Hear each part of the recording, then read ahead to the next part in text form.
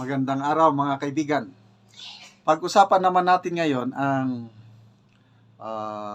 kick-off rally ng administration candidate sa Iloilo, kung saan nandun ang Pangulong Marcos Jr. again. Ito, mayroong vlog ni Jojo de Guzman. Title niya is President Marcos Jr. inisnab sa Iloilo kick-off rally. Ang ganda ng presentation, na-booking sila sa kanilang pambubudol na naman. Ako, may napanood ako sa Facebook Reels sa Iloilo rin, paparating na si Pangulo. Nako, may nauuna, mabae, ginaganon yung mga tao, sige na, palakpak, maganon siya. Kaya mga tao, wala lang, nakaganon.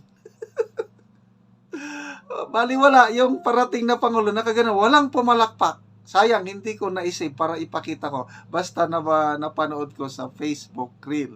Tapos yun, pag ng babae, yung gumagano na, nagmamakaawa na papalakpak yung mga tao, yan, nandyan na si Pangulo. Wala lang. Kaya, nako, ito, pakinggan natin yung expose ni Jojo de Guzman, yung mga sound effects na kunuhay, may mga pumapalakpak, kaya lang, wala, booking sila. Ito. Talaga dito. Magandang hapon po sa inyo. Magandang hapon po sa inyo. Tapos, pag ganyan, may naririnig tayo na, yay! Ganun Oo. Oo. Tingnan nyo yung tao. Hindi synchronize yung yay at saka yung mga tao. Tingnan mo kung may sumisigaw. Ulitin ko. Magandang hapon po sa inyong lahat. Nadaan lang po tayo. Saan yung nag-yay? Ulitin ko Tama. Kailangan natin maging observant. Yay! Galing. Tingnan nyo Magandang hapon po. Wala kasing hindi ko magamit ng kokote yung PCO dito. Ay nasisante siguro yung isa dyan kasi na-booking sila doon sa speech nila. Tingnan nyo, magandang hapon po. Yay! Pero wala namang, hindi Gumalaw. naman synchronize sa mga tao. Tingnan mo. Po sa inyong lahat. Nadaan lang po tayo. Saan yung nag-i at pumalakpak? Budol Tingnan mo. Nandito sa Iloilo upang gusto na nilang ibigay mo na yung ayuda. Mm. Yun lang yun. At kasi ayaw nila makinig sa'yo. Tingnan mo. makipag-meeting sa inyong mga leader tungkol sa mga kailangan mga gawin sa region. Kaya po ako'y nandito. Region. May rally po kami gamit ang pera ng taong bayan. Correct. Habang ako po ay bangag at nakita nyo naman sa aking mga mata, halata. Diba? Ayun. Diba? Tuloy. Ang mga aming mga senatorial candidate mamaya. Ngunit, dumaan po tingnan nyo yung mga rito tao. para makita kung maayos ang aming ginagawa na para Anong maayos? Hindi maayos. Magulo kayo. sa DSWD na assistance para sa job fair, pati na ang patakbo ng Kadiwa. Kaya kinumpleto na po namin para Speaking of Kadiwa, nako, for the first time, nakakita na ako ng Kadiwa sa Cagayan de Oro. So, nung nakita ko ng Kadiwa, nagtanong ako kagad, wow, may Kadiwa. Sabi ko, bigas. May binta ba kayong murang bigas? Tinignan ko yung paninda. Walang bigas. Puros mga gulay at prutas. Alam mo, yung sabi ng nagbabantay, walang bigas dito, sir. Ano lang yun? Budol lang yun nila. Mismo yung ng store, yung binigyan ng Kadiwa store. Galit. Budol lang yun, sir. Pangako sila ng pangako na ibaba ang presyo ng bigas. Wala man. Kaya huwag kang maniwala, sir, yung bigas na yan. Kasi hanap ng Kadiwa store na makabili ng murang bigas. Nung nakakita na ako ng Kadiwa store, wala man silang tindang bigas. Grabe, yun, Kadiwa, pinagmamalaki ng Pangulo. Anong kadiwa niya? Hindi katulad ng kanyang ama. Grabe ang Kadiwa Store. Bata pa kami noon, nakakabili kami, mura talaga. At saka permanente ang Kadiwa Store noon. Ngayon, anong tawag noon? Guerrilla. May kadiwa ngayon, after so many months, mawawala na naman.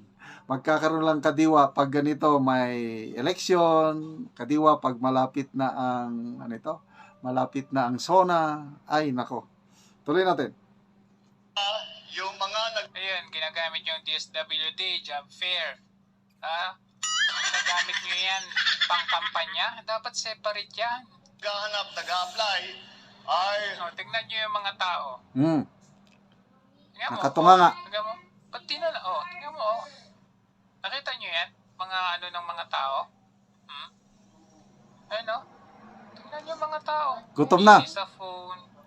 Tapos hindi nakikinig. Ayan, tingnan mo, Ayan. Tingnan mo yung bata. Hawak-hawak nila yung papel. Ayan.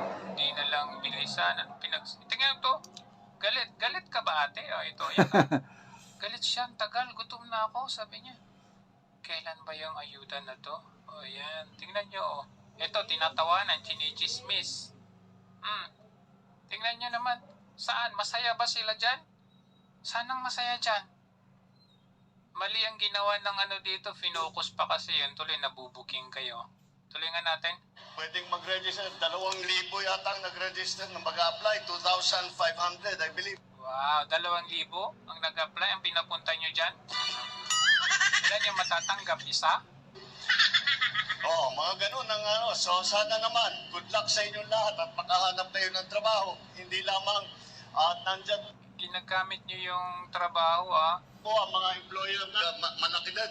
Talagang ginagamit ang machinery ng gobyerno para pangangampanya. Anyway, parte yan ng politika What are we o who are we in power for?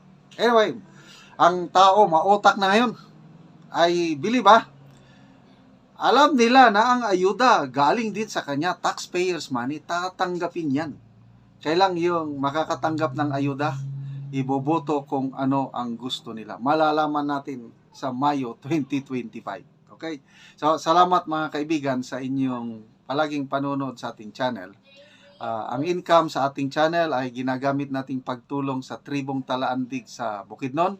Namimigay tayo ng libreng yero at pako para ang tribo makapagpatayo ng sariling bahay or ma-repair ang sira-sira nilang bahay.